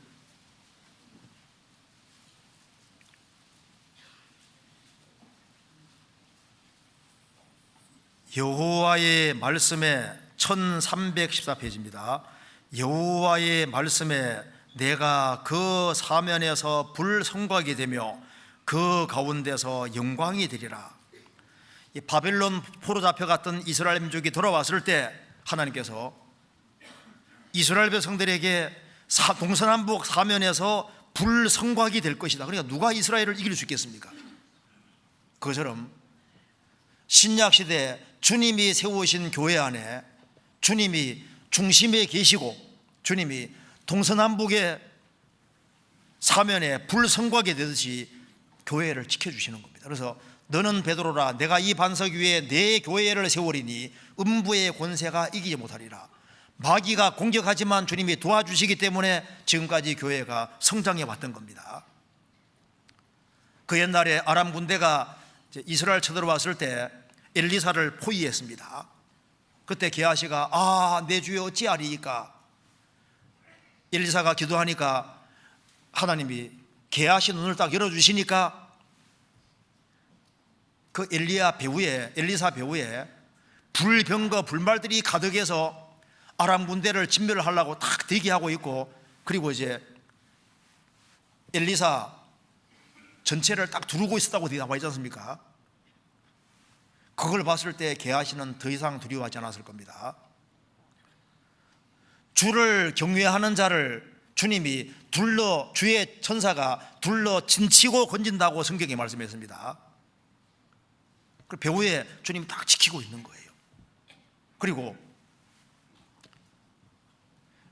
자, 동서남북을 볼 때 또 하나 볼 것이 있습니다. 성경 한번 찾아봅시다. 열왕기상 7장을 보시겠습니다. 여기에 동서남북이 언급되어 있는데요, 열왕기상 7장 보시겠습니다.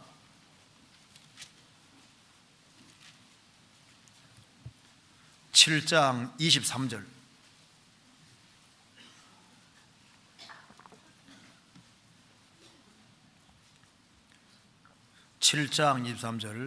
또 바다를 부어 만들었으니 그 직경이 10규빗이요 그 모양이 둥글며 그 고는 5규빗이요 주위는 30규빗 줄을 두를만 하며 26절 25절입니다. 그 바다를 12소가 받쳤으며 셋은 북을 향하였고 셋은 서를 향하였고 셋은 남을 향하였고 셋은 동을 향하였으며 바다를 그 위에 놓았고 소의 뒤는 다 안으로 두었으며, 무슨 바다가 나오나 할지 몰라도 이제 솔로몬 성전에 노소로 된 바다가 있는데 왜 바다란 말을 썼냐면은 물두멍인데 아주 굉장히 큰 거예요. 물두멍을 굉장히 큰데 너무너무 크기 때문에 우리가 보통 바는 바다 이렇게 바다처럼 이렇게 표현을 하고 있는 겁니다. 그래서 바다가 있고 물두멍이 10개가 이제 있었는데요, 찾아보면 이제 둘레가 30규빗이니까 약 12.5m, 직경이 약 4.5m, 높이가 2.3m, 아주 엄청 큰 물두멍입니다. 그러니까 그걸 바다라고 합니다. 제사장들 수족을 싣기 위해서 놋바다를 만들었는데 그 놋바다 밑에 12소가 딱 받치고 있는 거예요. 엉덩이를 안쪽으로 이렇게 놓고 얼굴은 바깥쪽으로 되어 있으니까 동서남북으로 12소가 딱 받치고 있지 않습니까? 왜 주님이 이걸 동서남북으로 셋씩 이렇게 배치를 하게 하고 엉덩이 쪽은 이제 안으로 들어가게 만들고 얼굴 쪽을 이렇게 내밀게 만들었다고 말입니다. 왜 이렇게 했을까요? 이스라엘 12지파를 설명하기 위해 12마리 소고 그 점성 중에서 사자 모습이 아니라 왜 소 모습을 이렇게 딱 해놨을까요? 여기에 뜻이 있는 겁니다. 이 12마리의 소는 12지파를 가리시는 것이고 12지파에게 하나님께서 뭘 원하시는지를 볼 수 있잖아요. 고린도전서 9장에서도 하나님의 일꾼을 소라고 표현했습니다. 소는 순종하고 밭에서 일하는 소지 않습니까? 그러니까 이걸 봤을 때 우리가 뭘 볼 수 있냐 하면은 하나님께서 뭘 원하시냐 하면은 순종하는 것을 원하신다는 걸 보는 거예요. 소처럼 묵묵히 순종하는 걸 원하시는 거예요. 그래서 욥기 1장에 보면은 소는 밭에 일하고 나귀는 풀을 뜯는데 그러 나와 있죠. 나귀는 한가랗게 불 뜯고 있는데 소는 밭에서 일하고 있었습니다. 그 일꾼이 소인 거예요. 주님은 우리에게 소처럼 일꾼이 되기를 원하시는 모습을 볼 수 있습니다. 그리고 역대상 9장 24절 이하에 보면은 문지기가 동서남북을 향해 동서남북 사방에 섰고, 그리고 그들이 아침마다 문 여는 책임마다 하면서 동서남북이 언급되어 있습니다. 그들은 자기 주어진 위치에서 최선 다해서 일하고 있었던 겁니다. 그리고 이제 또 하나 생각할 것이 있습니다. 주님이 눈을 들어 동서남북을 바라보라 그러지 않습니까? 여러분, 우리가 중요한 교훈을 받을 수 있는데 눈을 들어서 동서남북을 바라보라, 누굴 바라보라는 얘기일까요? 우리가 제발 형제자매들, 동서남북으로 형제자매들을, 앞뒤 좌우에 있는 형제자매들을 보고서 사랑과 선행을 격려해야 된다는 교훈을 받을 수 있는 겁니다. 히브리서 10장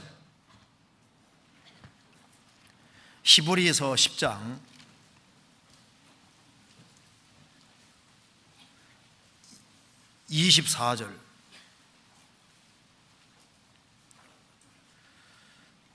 서로 돌아보아 사랑과 선행을 격려하며 모이기를 피하는 어떤 사람들의 습관과 같이 하지 말고 오직 권하여 그날이 가까움을 볼수록 더욱 그리하자.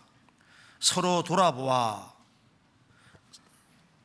시브리서 12장 15절에도 너희는 돌아보아 하나님 은혜에 이르지 못하는 자가 있는가 두려워. 그 말씀대로 돌아보아. 우리 사방 다시 한번 돌아봅시다. 누가 있는지 한번 봐봐요. 그래, 동서남북 다 봐야 되는 겁니다. 누가 있는지. 그래서 누가 교제에 안 나오는 사람이 있는지 사방을 자꾸 돌아보고, 그게 필요합니다. 그래서 이제 동서남북에서 이제 복음이 전해져서 지금 우리 시대는 지금 교회 시대가 2000년 흘러갔기 때문에 지금 교회가 거의 완성 단계까지 와 있지 않습니까? 어느 날 교회가 딱 완성이 되면은 주님께서 이리로 오라 하면 어떻게 됩니까? 전 세계적으로 동서남북에서 구원받은 사람은 전부 다 주님 앞에 모이게 되는 겁니다. 그런데 그 수가 얼마나 많은지 아무라도 셀 수 없는 큰 무리라고 했습니다. 얼마 후에 주님 오실 때 정말 저 위에 서는데 동서남북에서 주님이 정말 다 모어서 저 위에 서게 되는 거예요. 성경 요한계시록 7장 보시겠습니다. 7장 9절입니다.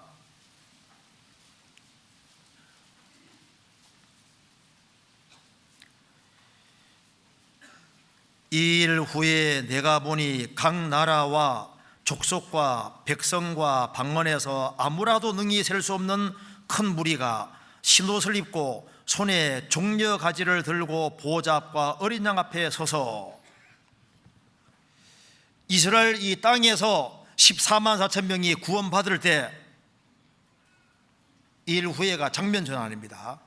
사도 요한이 하늘에서 보니까 하늘에서는 각 나라와 족속과 방언, 백성 방언, 전 세계에서 아무라도 설 수 없는 큰 무리가 흰옷을 입고 손에 종려 가지를 들고 보좌 앞과 어린 양 앞에 섰다는 겁니다.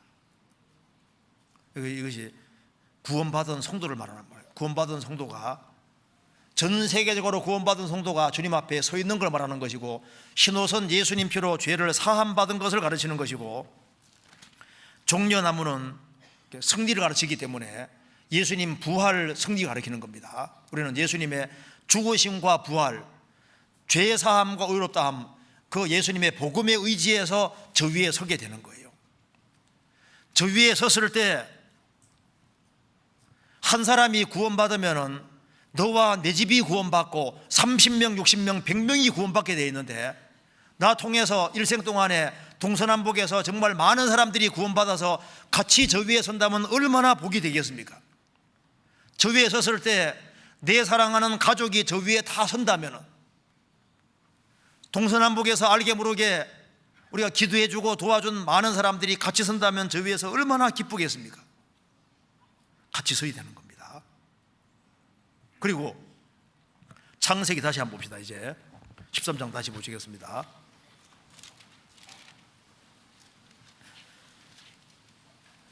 13장 14절. 롯이 아브라함을 떠난 후에 여호와께서 아브라함에게 이르시되 너는 눈을 들어 너희 있는 곳에서 동서남북을 바라보라. 보이는 땅을 내가 너와 내 자손에게 주리니 영원이리라. 뭘 보라는 말씀입니까? 아브라함이 갈대아우르에 나올 때 하나님의 약속을 믿고 나왔는데, 이 가나안 땅을 너에게 주리라, 기업을 보라는 말씀인 거예요. 축복을 보라는 말씀인 겁니다. 이스라엘이 출애굽을 했을 때 하나님께서 가나안 땅을 기업으로 약속하셨습니다. 그 가나안 땅 축복의 기업을 보라, 그 말입니다. 신약시대에 우리도 눈을 들어서 뭘 봐야 되냐 하면은, 우리를 구원하신 이유가 뭐예요? 새 하늘과 새 땅이 갖다 놓고 영원한 축복을 주기 위해서 우리를 부르신 겁니다. 그러니까 우리에게 주실 기업과 상급과 축복을 보라, 그 말인 거예요. 우리도 그걸 봐야 됩니다. 그래서 눈을 들어 동서남북을 바라보라, 그 말이 축복을 보란 말이에요. 축복을, 기업 보라는 말씀인 겁니다. 우리도 하나님의 기업을 봐야 되는 겁니다. 성경에서 봅시다. 베드로전서 1장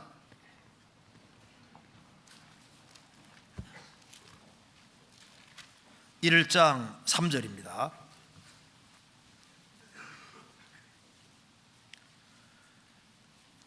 찬송하리로다. 우리 주 예수 그리스도의 아버지 하나님이 그 많으신 긍휼대로 예수 그리스도의 죽은 자 가운데서 부활하심으로 말미암아 우리를 거듭나게 하사 산 소망이 있게 하시며 썩지 않고 더럽지 않고 쇠하지 아니하는 기업을 있게 하시나니 곧 너희를 위하여 하늘에 간직하신 것이라. 거듭난 사람은 산 소망이 있습니다. 구원 안 받은 사람은 소망이다, 죽은 소망인 거예요. 죽음으로 끝이 나니까 우리는 산 소망이 있게 하시며 썩지 않고 더럽지 아니하고 쇠하지 아니하는 기업을 있게 하시나니 하늘에 간직하신 것이라. 하늘에 있는 기업, 그 기업이 있는 겁니다. 그 기업을 눈을 크게 들어서 그 기업을 볼 수 있는 사람은 복이 있습니다. 골로새서 1장 12절에도 말씀하기를 성도의 기업의 부분을 얻기에 합당하게 하신 하나님 아버지라는 말씀이 나와 있는데, 교회에게 주실 기업이 있고 우리는 그 기업의 부분을 얻게 되는 겁니다. 우리를 구원하신 것은 단순히 죄만 사함받게 하는 것이 아니라 죄를 사함받은 우리가 하나님의 기업을 차지하게 하기 위해서입니다. 그 기업이 있는 거예요. 사도행전 26장 보시겠습니다. 26장 18절.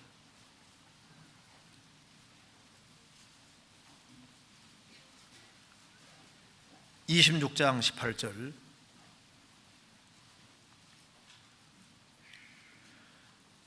그 눈을 뜨게 하여, 26장 18절 같이 읽겠습니다. 그 눈을 뜨게 하여 어둠에서 빛으로 사단의 권세에서 하나님께 돌아가게 하고 죄사함과 나를 믿어 거룩해 된 무리 가운데서 기업을 얻게 하리라 하더이다. 구원받을 때 영혼의 눈이 떨어졌고 어둠에서 빛으로 사탄의 권세에서 하나님께 돌아가게 됐고 죄를 사함 받게 됐고, 죄 사함 받은 사람이 모인 무리가 거룩한 무리, 그게 바로 교회입니다. 그래서 구원받은 무리 가운데서 같이 살면서 기업을 얻게 하리라. 근데 그 기업이 영원한 기업인 거예요. 영원한 기업. 시편 16편에는 아름다운 기업이라 했고 시편 37편에는 영원한 기업이라고 했습니다. 시편 37편 찾아봅시다.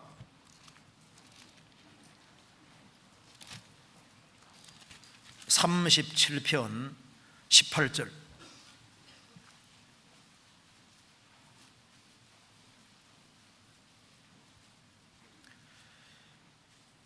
여호와께서 완전한 자의 날을 아시니 저희 기업은 영원하리로다. 여호와께서 완전한 자의 날, 복수로 되어 있습니다. 원래는 날들을 아시나니 저희 기업은 영원하리로다. 그래서 구원받은 사람의 하루는 영원과 관계되고 영원한 기업과 관계되는 거예요.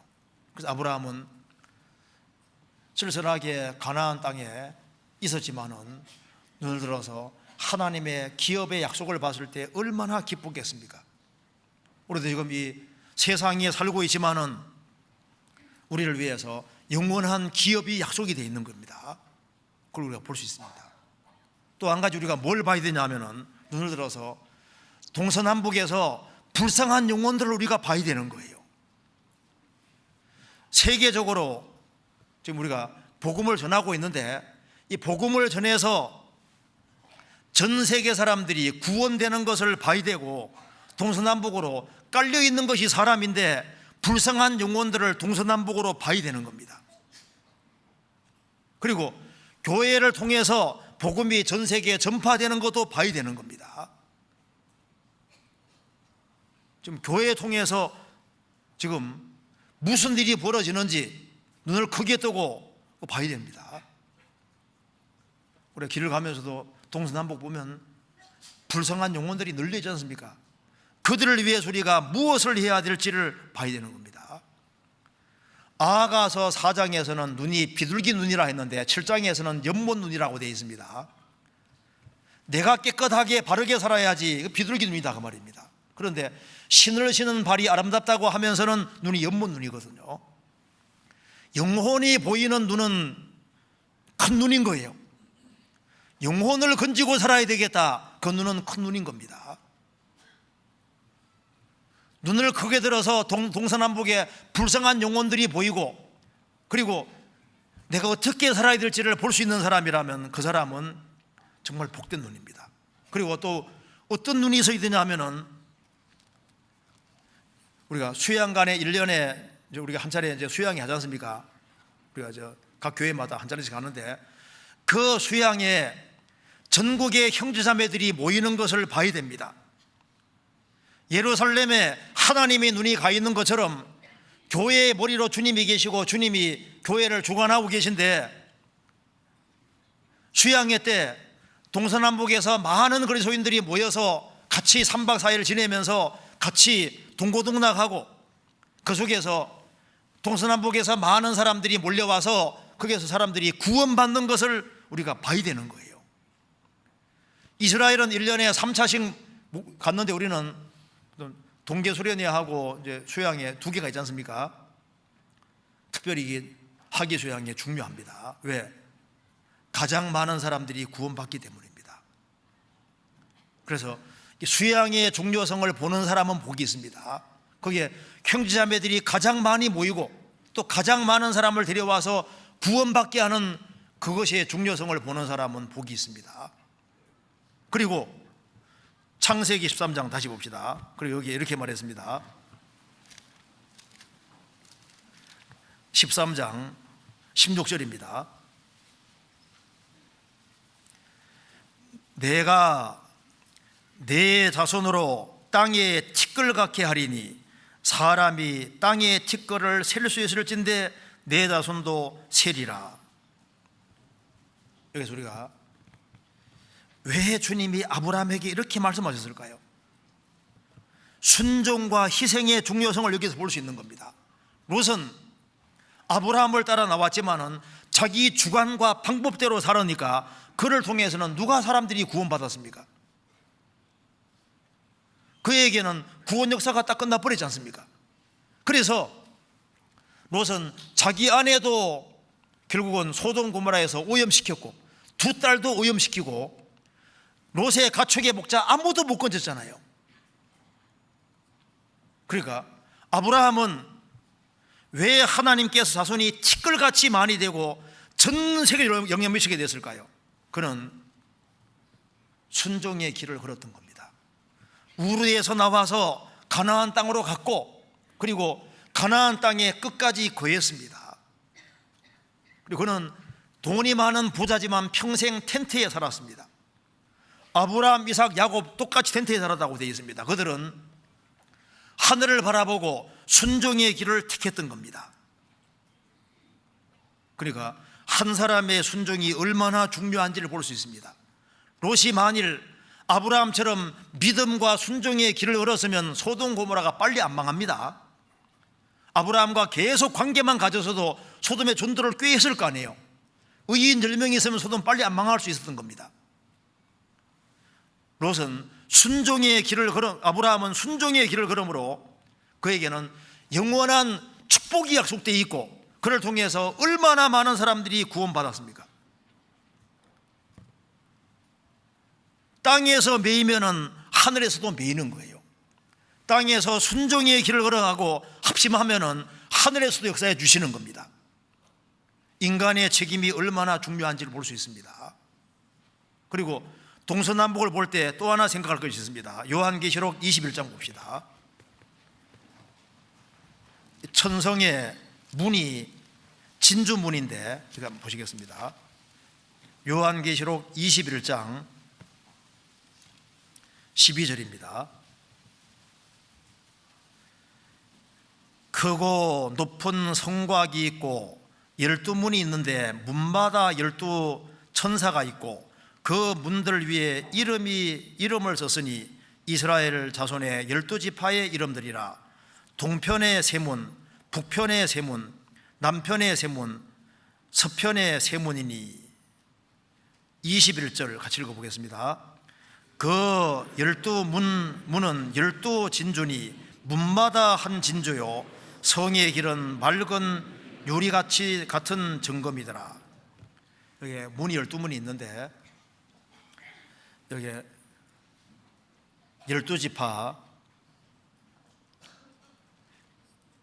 이스라엘을 12문이 있는데 12사도가 10천사가 있고 이름이 서 있는데 이스라엘 12지파의 이름이 있더라 이렇게 말하면서 12절도 되어 있고, 그리고 이제 14절에는 그 성에 성곽은 12기초석이 있고 그 위에 어린 양 12사도의 12 이름이 있더라.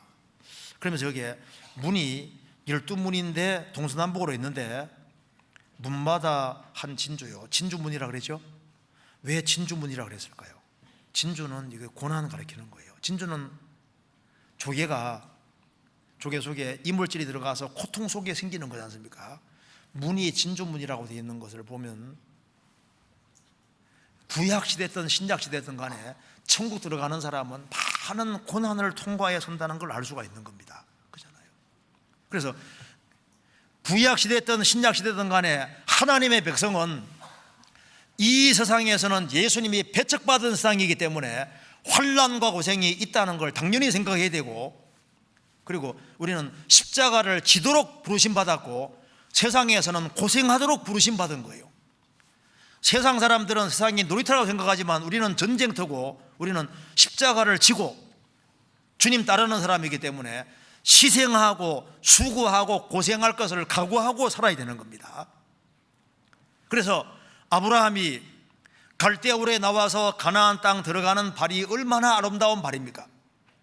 직원이 있어서 에집트에 들어갔지만은 물론 나와서 가나안 땅에 머무르고 끝까지 가나안 땅에 머무르는 그 발, 그리고 하나님이 종행으로 행해보라 그랬지 않습니까?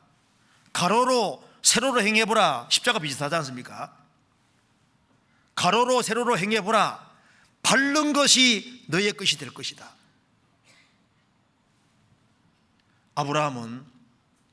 아브라함의 발은 정말 아름다운 발입니다. 우리의 발도 아름다운 발이 될 수 있습니다. 소돔으로 내려가는 발은 아름답지 않은 발입니다. 이번에 수양계가 있을 때 내 신앙에 조금 문제가 있다 생각하는 사람은 꼭 참석해 좀 신앙 좀 회복시키세요. 그리고 이제 새로 구원 안 받은 사람들 적극적으로 좀 건지는 그 발이 정말 아름다운 발일 겁니다. 그리고 1년이라는 시간 속에서 하나님이 귀하게 여기는 시간이라는 걸 생각하고 학위 수양회 때 내가 어디 있느냐, 어찌하여 여기 있느냐 그것을 듣지 않도록, 그래서 주님 원하시는 장소에 있고 원하시는 곳에 있어야 될 것 같습니다. 같이 기도하시겠습니다. 자비하신 우리 아버지 하나님, 저희들을 주의 보배로운 피로 구원해 주신 것을 감사합니다. 주님 몸된 교회 안에서 주님을 섬기며 또 주 안에 살게 해주시는 것을 감사합니다. 교회가 계획한 모든 일에 주님 앞서 행해 주시고 주의 역사와 능력을 더욱 나타내 주옵소서. 앞으로 있을 학위 수양에 준비하는 모든 손길에 함께 해주시고 많은 사람들이 구원받는 역사가 나타날 수 있도록 도와주시고 한 마음으로 기도하며 동참할 수 있도록 도와주시옵소서. 우리를 죄에서 구원해 주신 우리 구주 예수 그리스도 이름으로 기도하옵나이다. 아멘.